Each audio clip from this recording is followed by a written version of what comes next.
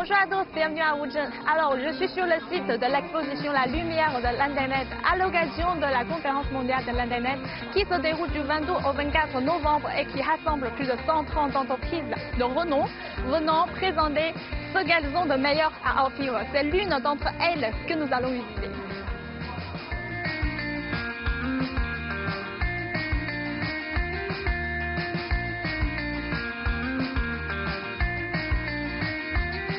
Voilà, c'est le stand de Baidu. Allons le découvrir ensemble.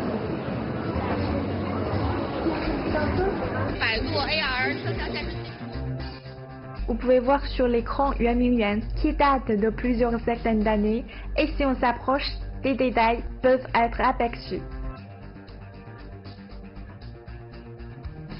La technologie est aussi très pratique. Par exemple, lorsque nous faisons du shopping dans un centre commercial, juste avec notre téléphone portable, sans entrer dans le magasin, nous pouvons voir les caractéristiques des marchandises, comme ce diamant qui est de 0,18 carats.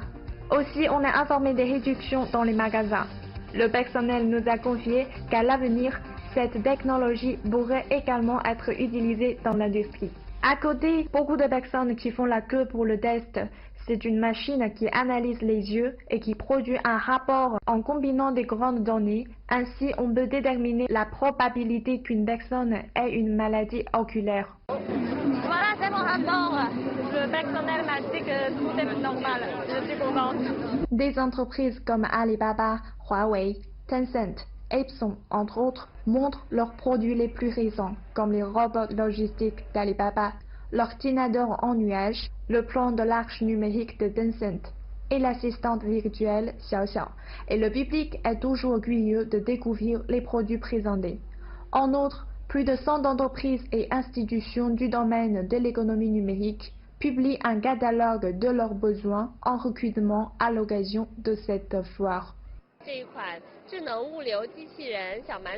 Ce robot intelligent de logistique qui s'appelle Petit âne sauvage a 3 caractéristiques.